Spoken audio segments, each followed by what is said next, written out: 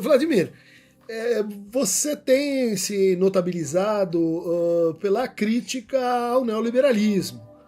Nós, lá no Laboratório de Teoria Social, Filosofia e Psicanálise, publicamos trabalhos sobre o neoliberalismo, não só como uma tendência econômica, mas como uma moralidade, como uma forma de subjetivação.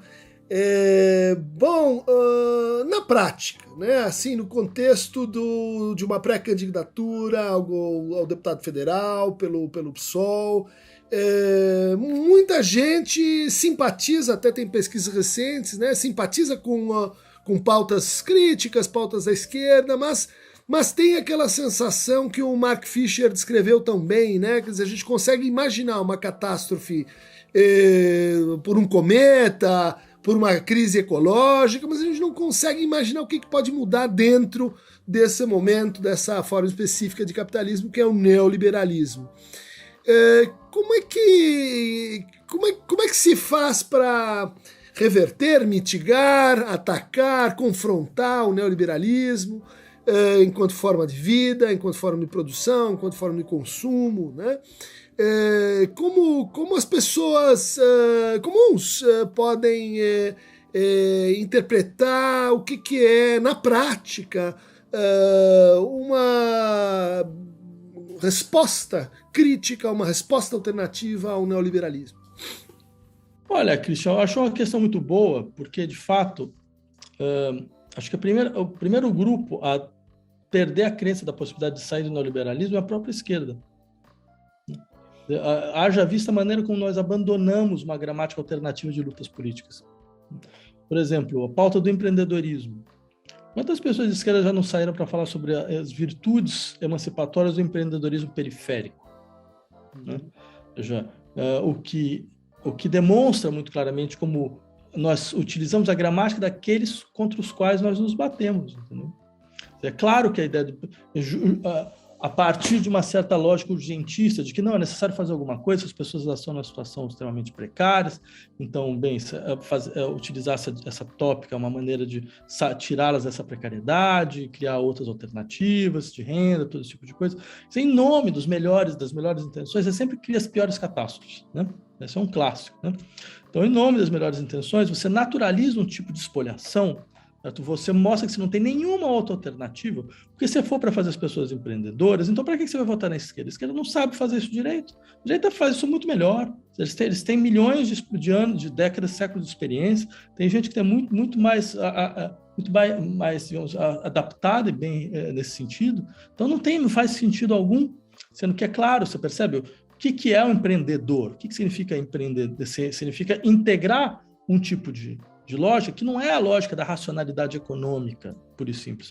Porque não se trata só de uma racionalidade econômica. O empreendedorismo é uma forma de violência.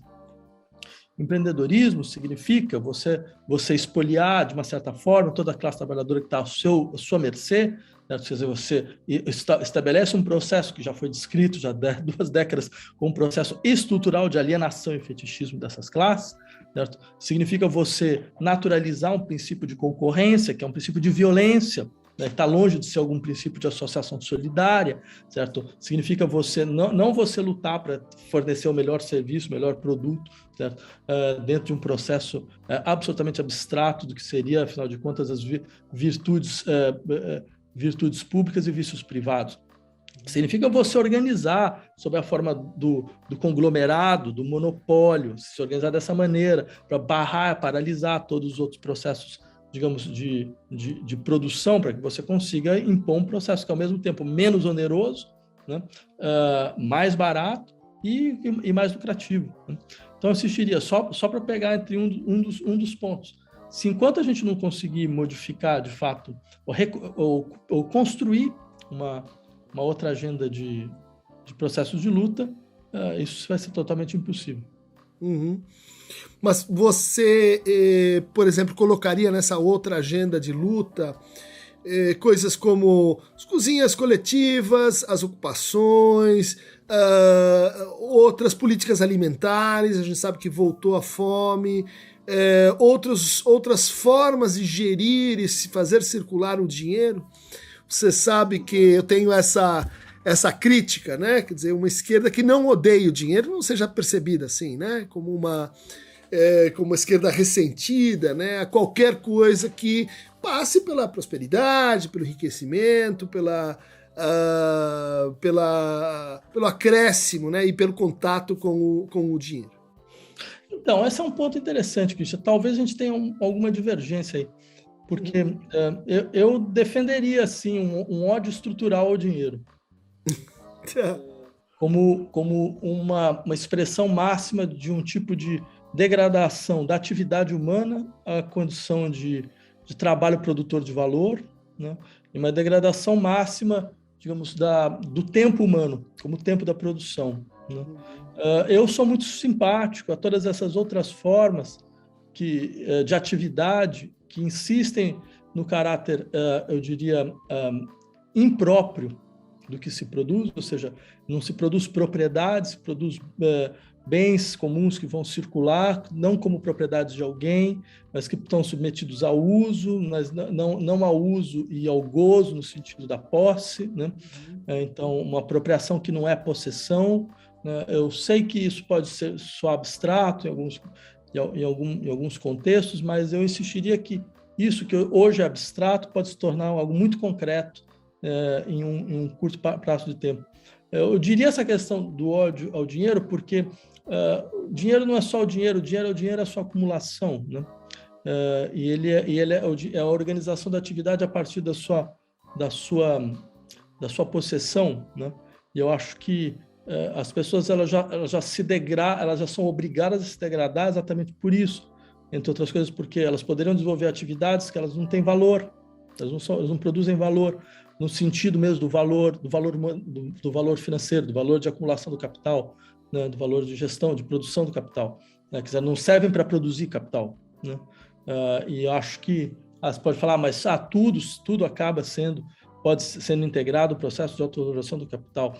Eu diria, esse tipo de colocação, não é que eu estou dizendo que seria a sua, mas eu digo assim, é uma crítica clássica que se faz, né? Esse tipo de colocação, ela me parece um tipo de colocação equivocada, né? Porque não é completamente verdade, né? Eu acho que há modelos muito distintos de inserção e há pelo menos aqueles modelos ou aqueles processos que expõem a contradição e expõem o mal-estar em relação a ter que fazer isso, né? E com isso, exatamente porque permite que esse mal-estar circule, permite uma articulação entre esses mal-estares, né? E com isso permite, inclusive, uma enunciação clara, digamos assim, dessa posição extrínseca em relação dos sujeitos em relação ao dinheiro e com isso abre espaço para algum tipo de transformação. Vladimir, você, além de trabalhar com autores da filosofia, de trazer uma renovação da teoria do reconhecimento, por exemplo, tem uma larga experiência intelectual, prática, vivencial com a psicanálise. Como você vê, no contexto da sua pré-candidatura a deputado federal pelo PSOL, o uso, o abuso, a presença da psicanálise como, no Brasil, um fator político e, no seu caso, como algo que poderia, vamos dizer assim, criar um ponto um pouco diferente na paisagem, né, legislativa, a partir da psicanálise, né? Como é que a psicanálise tem a dizer, né, nesse contexto? É importante se levantar essa questão, Christian. De fato, quer dizer, minha história com a psicanálise é uma história de 30 anos já, né? Desde o meu mestrado em filosofia era sobre psicanálise, né? Eu comecei, como você sabe, a ter uma prática analítica muito discreta nesses últimos anos, né? Até porque achava que era o caso de uma certa maneira, integrar, né, essas duas dimensões absolutamente fundamentais, né? E a tua pergunta, acho que ela pode ser vista de várias formas, né? O Lacan tem uma colocação muito interessante, onde ele fala mais ou menos, o que se pode esperar da análise de psicanálise dentro do campo político? Ele diz, olha, pelo menos que os nossos dramas sejam menos confusos. Né? Então, no sentido de que eu acho que não se trata de você intervir, porque é uma maneira de você intervir como psicanalista no campo político, ao menos nesse nível. A gente viu o que isso pode produzir. Isso produziu, por exemplo, a gente estava discutindo agora um texto do Jacques Alain Miller contra o Mélenchon, né? Que, além de ser metodologicamente equivocado, né? Ele fala, mas o Freud também fez isso com Wilson, né? Naquele texto do Bullitt, que ele escreveu juntamente com Bullitt. Mas não é por acaso que o texto sequer está nas obras completas, né? A gente percebia que o texto ele tinha problemas de método.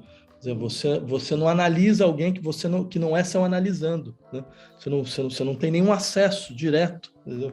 Ao que é de fato as formações do inconsciente do sujeito. Você lê discurso, você lê texto, né? E ele levanta também, mas o Lacan fez isso quando ele analisou a biografia que o Deleuze escreveu sobre o Gida, né?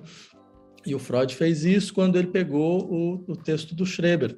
Sim, é verdade, mas isso produz a limitação, por exemplo, um pouco da teoria freudiana da paranoia, porque ela, de fato, ela é baseada num texto, né? Ela não é baseada numa experiência clínica, então ela não é baseada sequer numa experiência de um processo de cura, né? Ela é baseada na interpretação de um livro, né? De um livro de memórias. A gente sabe o que é a escrita de si e o que é a experiência de si. Tem ninguém melhor do que você para saber a distinção entre os dois níveis, né? E no caso do Lacan, não esperava fazer nenhum tipo de determinação patológica do Gide a partir de uma biografia escrita por um terceiro. Então, ou seja, do ponto de vista metodológico, é totalmente, eu diria, absurdo. Do ponto de vista político, é desprezível, porque foi uma intervenção que procurou patologizar uma posição política, né? E uma posição política que ela é completamente inserida dentro da dinâmica democrática mais ou menos normal das democracias liberais que a gente conhece.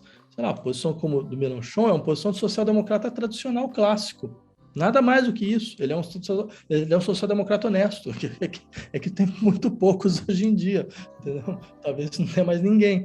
Então, ou seja, já é algo completamente indescritível, além do que é moralmente deplorável, porque você não expõe a sua posição política clara, você utiliza a psicanálise para fazer isso, né? Eu diria, é claro, a gente tem todas essas... É uma tendência um pouco de fazer... digamos, psicobiografias, né? Isso já vem de longe. O Sterba fez uma psicografia do Beethoven, por exemplo, né? Mas também é uma coisa que eu sempre critiquei. Eu sempre achei que isso nunca funcionaria, né? Sei lá, Maria Bonaparte fala do Baudelaire, né? Então, mas eu entendo isso muito como um negócio vinculado a um certo momento da história da psicanálise, né? A gente faz isso cada vez menos. Outra coisa é você analisar a estrutura patológica de estrutura patológica de certos vínculos sociais, né? Como a gente fez, por exemplo, ao analisar o fascismo como uma estrutura paranoica, né? Mas em hipótese alguma passou pela cabeça de alguém analisar o Mussolini ou Hitler como paranoico, né? A gente não faria o menor sentido, a gente não sabe, né? Alguém ouviu ele no divã? Então, como é que a gente pode chegar a alguma coisa nesse sentido? Então, isso por um lado, acho assim. Então, eu acho importante que, nesse nível, a psicanálise se ausente mesmo, né?